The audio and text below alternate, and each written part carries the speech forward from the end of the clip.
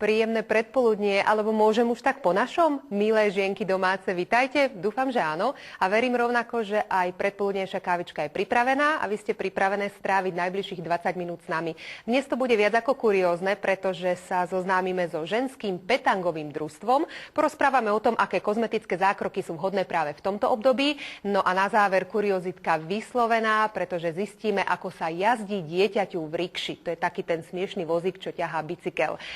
Myslím si, že určite sa oplatí zostať s nami a začneme hneď športovo. Poďme si predstaviť dámy v ženskom družstve športu, ktorý sa volá petang. Milé žienky domáce, ak neviete, čo s voľným časom, máme pre vás tip. Čo tak zahrať si petang?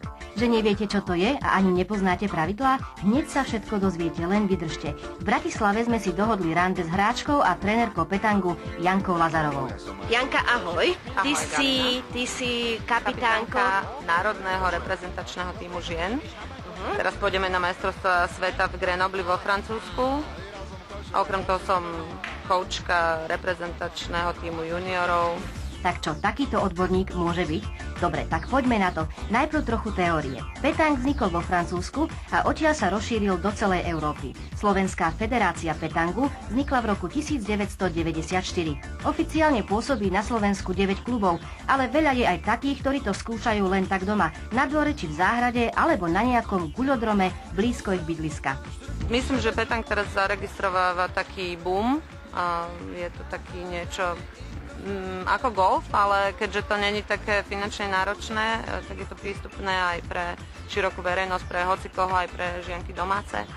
Najčastejšie sa petang hráva 3 proti 3. Potom sa hrajú 2 proti 2 alebo 1 proti 1.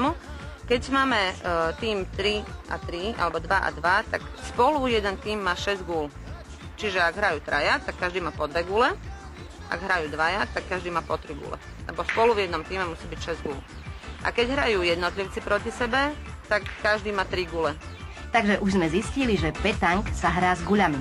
Sú rôzneho typu. Napríklad tzv. Čínske gule, alebo môžete si zadovážiť ale až do zahraničia takéto rekreačné gule od profesionálnych výrobcov gúl. Tieto čínske gule zoženiete aj u nás v hypermarketoch, v rôznych hypermarketoch na Slovensku. Tie gule sa líšia rôznym spôsobom, majú rôzne typy vrúbkovaní, rôzny počet týchto vrúbkovaní.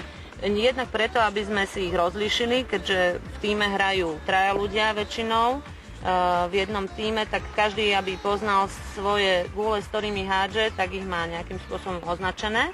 Okrem gulí potrebujete k hre aj tzv. Košon, po slovensky prasiatko. No a podstatný je aj meter, ktorý používame vtedy, ak nevieme rozhodnúť, ktorá z tých 2 gúl je bližšie k tomu košonu, teda či moja alebo tvoja, tak si zoberieme ako pomocku meter a tento meter nám určí, že kto je bližšie a kto má vlastne bod.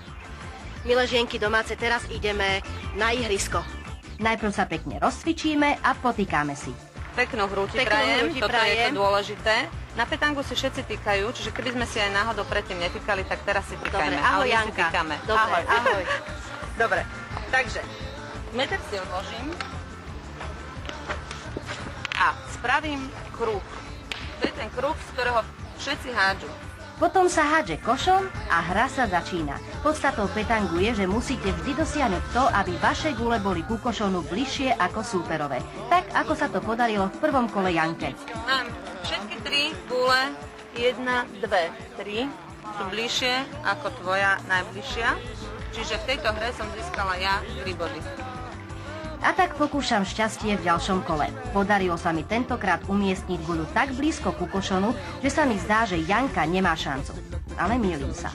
Pre mňa je jednoduchšie túto guľu odstrániť, čiže vystreliť ju, aby som spravila to miesto si pre tú moju guľu. A pokračuje sa ďalej. Pravidlá hovoria jasne. Mám hádzať gule dovtedy, kým nebudem lepšia, teda bližšie ku košonu, alebo kým nevyhádžem všetky svoje gule. Keď už nemám žiadne gule, súper dohádže všetky svoje zvyšné a zrátajú sa body podľa toho, kto má koľko gúľ bližšie ku košonu. Celý zápas vyhráva ten, kto získa ako prvý 13 bodov. Tak čo, je vám to jasné? Mne úplne. Prehrala som, ale nevadí. Dobre, Janka, ďakujem za gratulujem. hru. Ďakujem. Teším sa na budúce. Natrenuješ, neboj. Áno, dobre, ďakujem, ahoj. Ahoj.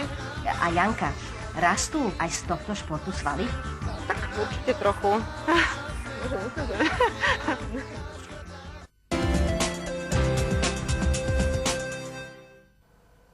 Čo poznám ľudí, tak väčšinou na obdobie, ktoré prichádza na jeseň, nadávajú. Nehostinné, nepríjemné, taká melancholía. Ja si myslím, že jeseň je úžasná napríklad na také veci, ako je koštovka burčiaku alebo dobrá husacinka, prípadne púšťanie šarkanov. Ale jeseň je veľmi vhodná aj čo sa týka kozmetického hľadiska, pretože množstvo zákrokov, ktoré sa nedali robiť v lete, práve na nie je ideálny čas. O tom už viac s mojím dnešným hosťom. Srdečne v